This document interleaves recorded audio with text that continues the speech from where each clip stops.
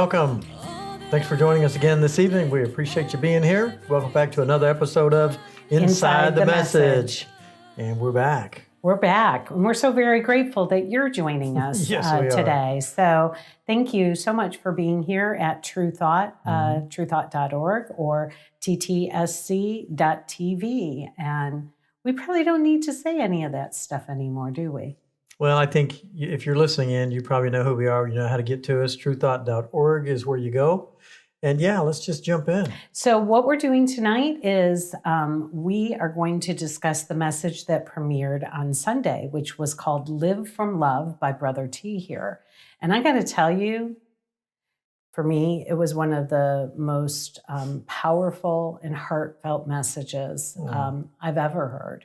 Oh my goodness. And well, thank you. It was an amazing talk, an amazing message. And so I just want to say thank you so much for opening your heart in the way that you did and allowing the message to pour forth.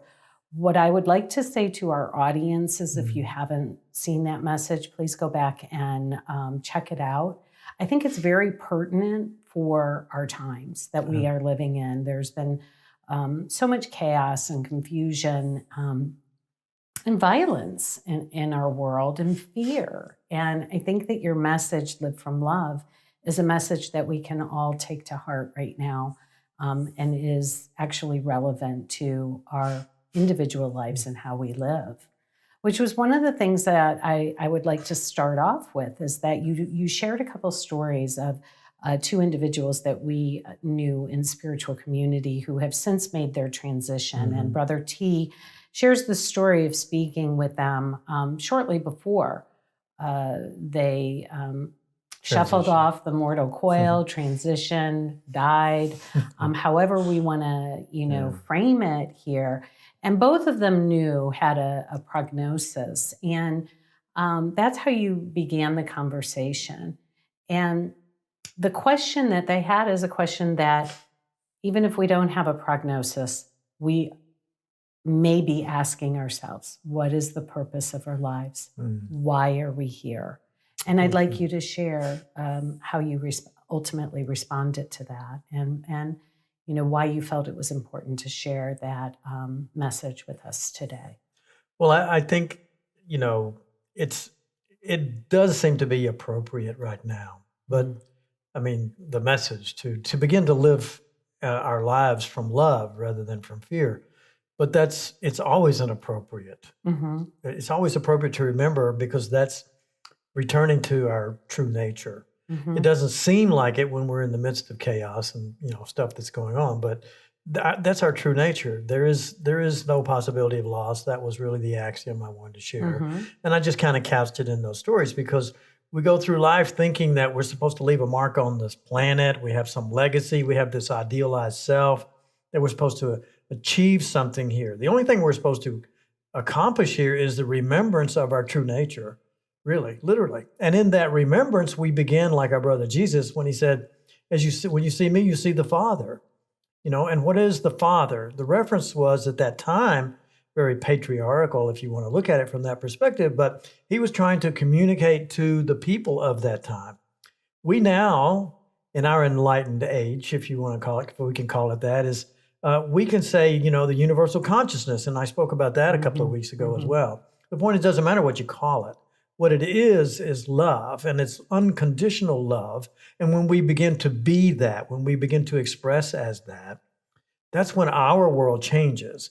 Not just our personal world. Yes, it does in fact change, absolutely. But that it continues to express outward and reverberate. And each of us here that are in this conversation at True Thought, I mean, that's the whole purpose of our ministry is to help people see what works for you to improve your life. And when you begin to improve your life, you will begin to improve the world. Absolutely. Right? Absolutely. And so living from love is the baseline way to be. And that's the baseline way that our brother Jesus was living. Right. He was living from love. Right. But it's a teaching that comes from Jesus in one of his most recent channelings or publications, what came through Mari Perron, called A Course of A Love. Course of Love. Right. So he literally has a very intimate discussion in that teaching about the importance of living from love. Beautiful. Yeah. Beautiful. And so we don't have to wait until we have a prognosis or we have a crisis or we have a threat in some way to ask the question, how and why is my life meaningful, or what will make it meaningful or purposeful? Right. We can be asking that question every day. And I think that that's something important that we also wish to bring forward, is Absolutely. that is a daily question Right. to help us to gauge how we are living. Right. I think that we have a lot of examples of how we live from fear. You mentioned about, making our mark on the world or the legacy so that we'll perhaps be remembered. Another way that I see that we live from fear is kind of what we see outpictured in the world right now. A lot of argument, a lot of duality, a lot of otherness that is going on. Polarization Yeah. is really has taken over the world by and large through the manipulation of governance, right? And we are all subject to it because we've been,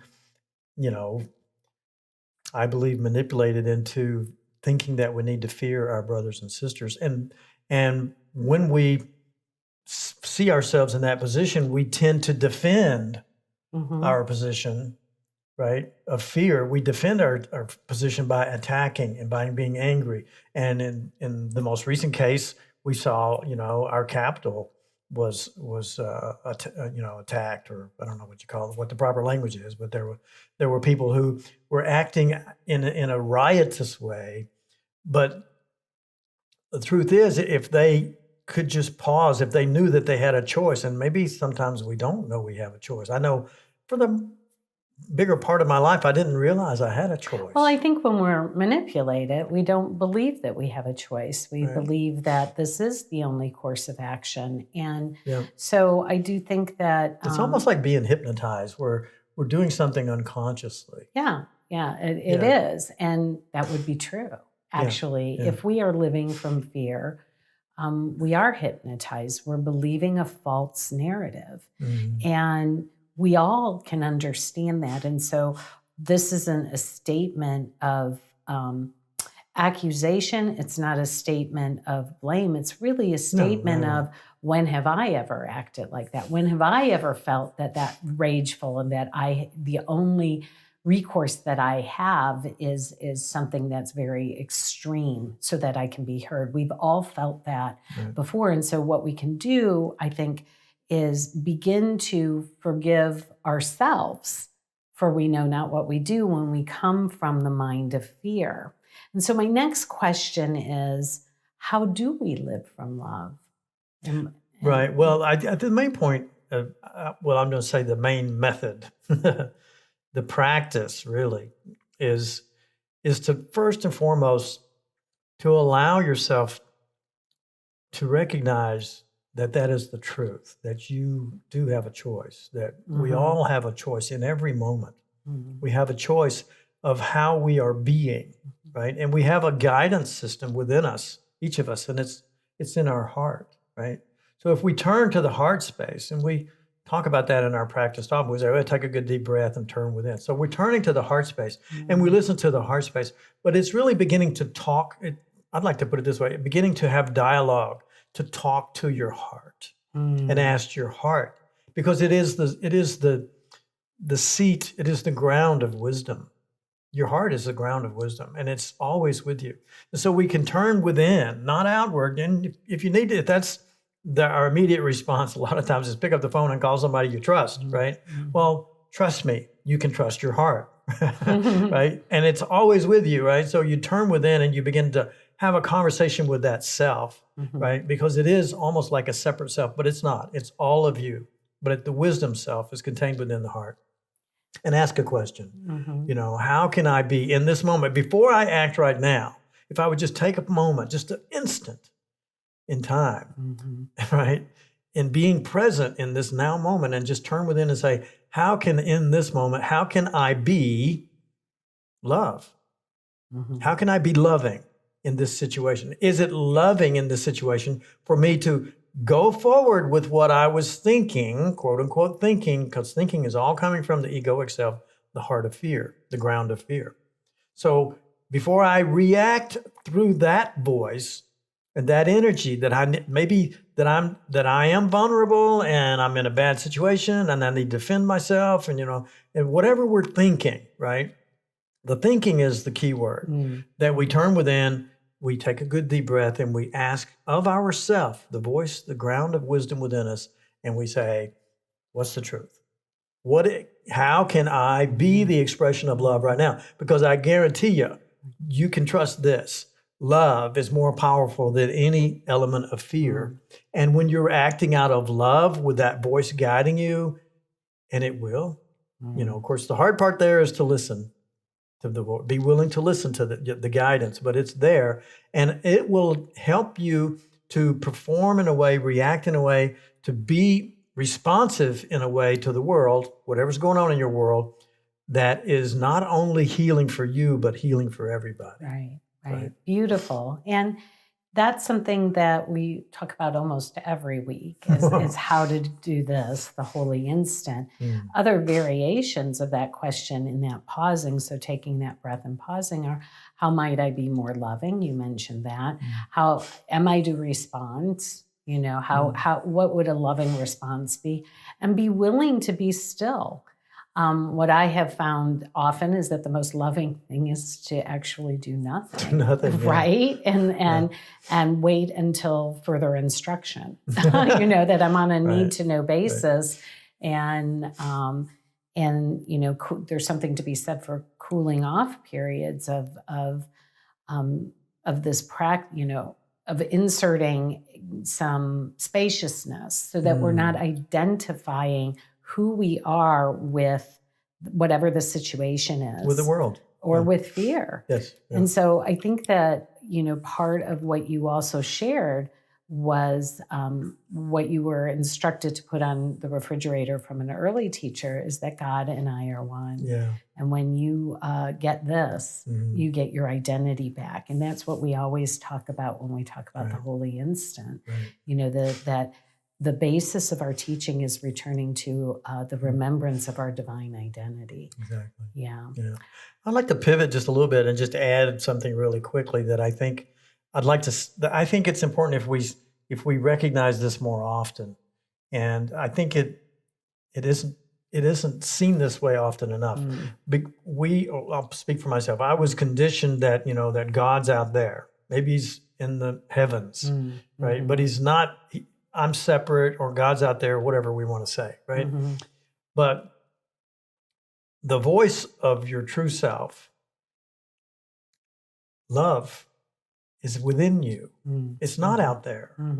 So when when we see ourselves in some situations and we feel this pressure of fear, right, and or guilt or whatever's going on, and we pray to God and say, "Oh, God, we're looking to the heavens. God is within you." And so we're looking out. We're still looking out. We've been trained to look outside of ourselves. Right. And we are one with God. We are joined with God. And so the pivot is to look within, not without. When you're asking and talking or communicating with Spirit, right? Recognize that it's within you. It's not without. It's within. And that pausing from without and looking within rather than without is the preliminary practice to reversing a thought system where we believe that the world is happening out there to us, and it begins to return us to cause. And I think that's really important, that there is a power in this, that this is powerful. I want to pivot as well too, because and it kind of connects with this idea of divine identity. But you say this phrase a lot. You mentioned it in your message. There are going to be two, but the first one, I think, warrants a little bit of unpacking, if you will. Okay. And as you were talking about identity, you said that we are perfect, that you are perfect. You were speaking to the camera. You are perfect. We are perfect. I am perfect. You are neither behind the point of perfection nor advancing toward it, and must see yourself therefrom.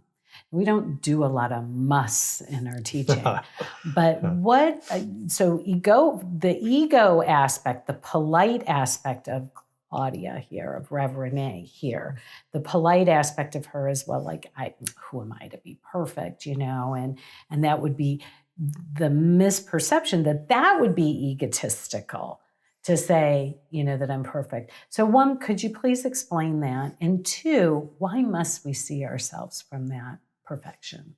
Well, I'm going to answer the first question first. The second question first. The reason that we must see ourselves from there is because that is our truth.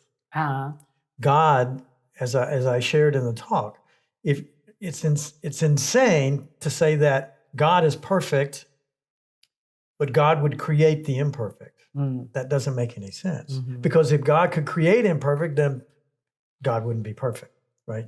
She wouldn't possibly, there's no way that she could be perfect, right? Notice the pivot. Right? There is no gender in love. There is no gender in God. And there is no imperfection in perfection, right?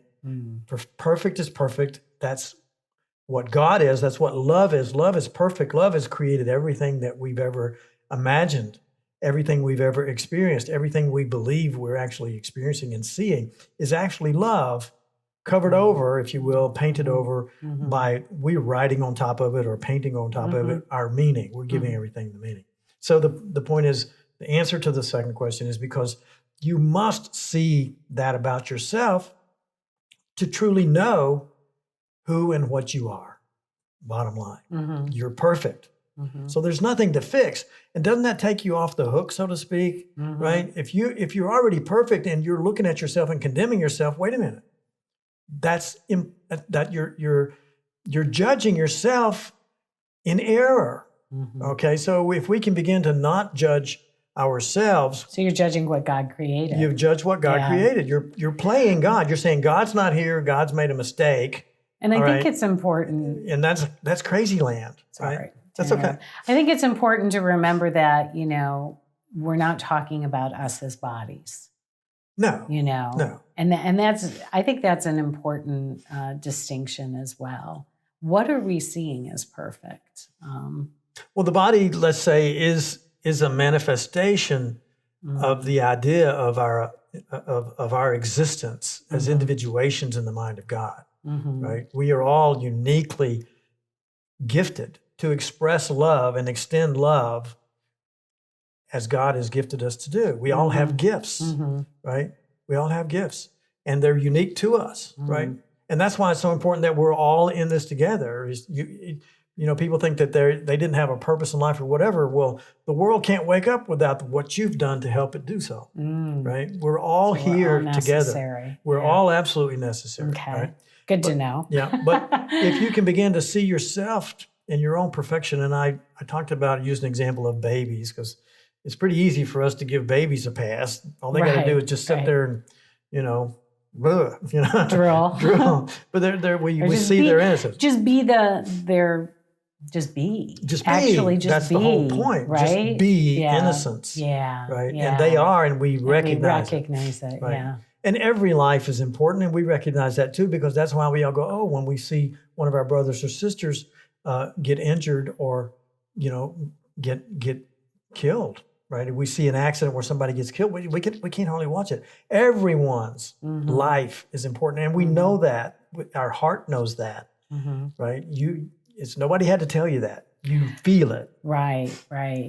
So you answered the second part. Okay, the first one is why you must see yourself as perfect. Well, the reason I use it and express it that way is because that's what my teacher taught me, and he kept bringing that to the table, to the conversation over and over and over a period of years and years and years, and it kind of drove the point home for me. If I really must, to know myself, I must awaken.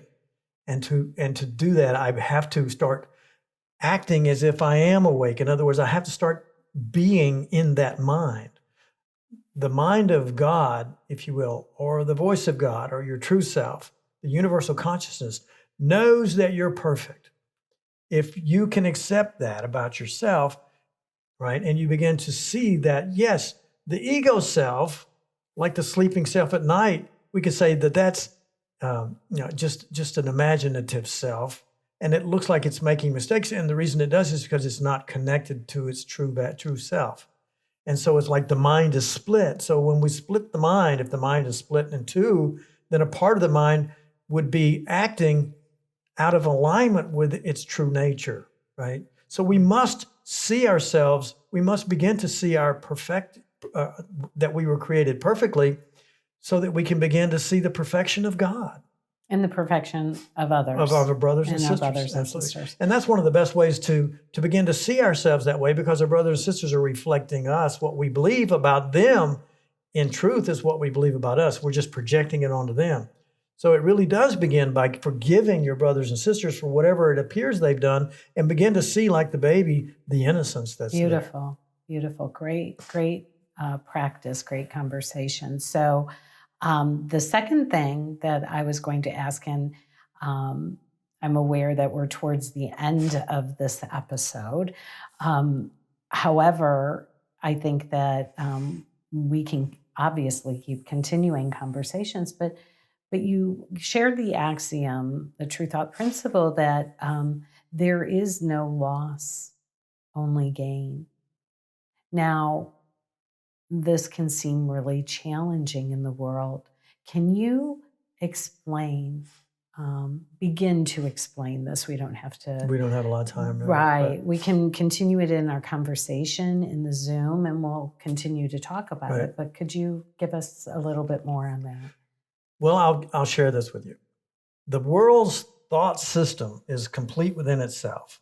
And the foundation of it is sin, sickness, and death, right? Mm-hmm. And guilt and fear, right? So that's the foundation of the world. But when I say it's complete within itself, it's because it's always validating its foundational thought system, its foundational principles, its foundational axioms, that you're a sinner, that you're not perfect, that you're subject to death, that you're a body, that you're separate from everything else. And its continuation and survival depends on continuing to affirm all of those things, yeah. and that we made commitment to it, and that's what keeps that thought system, alive as our experience, if you will, our reality. So if we begin to realize that what we're pointing to is a different thought system, the thought system of God, the way things actually work. The laws of God are immutable. In truth, you cannot die, right? You didn't begin when you came here. You were an idea in the mind of God, and you are eternal, right? And most of us, I think, can accept that on some basis, because I think it's a knowing on some basis or another, though we can be convinced, we can convince ourselves that we just have one life, and we begin and end here or whatever. But what I want to say is that the reason this is so important, right? The reason it's so important is because it's a foundational principle of truth. And when we begin to start seeing that there's a different thought system, we begin to, number one, pretty quickly you can see, even with that one, that's a complete reversal of the thought system of the world. Right. Because the world says there's only loss. Right. Seek but do not find. You can't be happy. You can't survive. You're going to die. You are guilty. All those things keep being reverberated and told us over and over and over. So we have to begin to find the crack in the wall, so to speak. And that crack in the wall is when we begin to realize, number one, you're perfect, neither behind the point of perfection, and what God creates is perfect, and there is no possibility of loss in God. Exactly. There's no possibility of love in God, not real love, because real love is unconditional love. There's no possibility of love in God? There's no possibility of loss of love. Oh, loss of love. Did I say it improperly? I don't know. That's just what I heard. We'll go back and listen to this. Okay. So beautiful. What a great way to kind of tie all of this together. There are so many layers in each conversation that we have, which is why it's so wonderful that in a couple minutes, we're going to hop on our Zoom. Yep. And hope you'll be there. Yeah, we invite you to be with us. I would suggest, and not just in preparation for that conversation, which happens in a couple minutes, but as a practice is to begin to, you think of, we're in a new year, think of last year, think of a year ago, things that seem to be a loss, and how with the hindsight and with some space and distance, you can glean the gifts and the experiences that you had that may have been challenging when you went through them, but later you realized how perfect and what a gift they were. And so if we can begin to proactively, when things are happening that seem frightening or fearful or upsetting, we can begin to proactively look for the gift and what's the gain in a situation. It will begin to kind of widen that crack that you said, or that, interrupt that thought system that we are trying to shift away from. Right. And so thank you so much for a my wonderful pleasure. message, for answering my very difficult questions that I posed here today, and for just being such an amazing teacher for us all, Brother T. We love you so much, and we love you too. Yes, indeed. You can find us at truethought.org. Sign up for our newsletter there, and you will receive the information in order to join our Zoom call. Thank you. We love you. God bless you, and see you in a few. Bye-bye. How you doing? Doing good. Good. Awesome. Bye-bye. Bye. All right.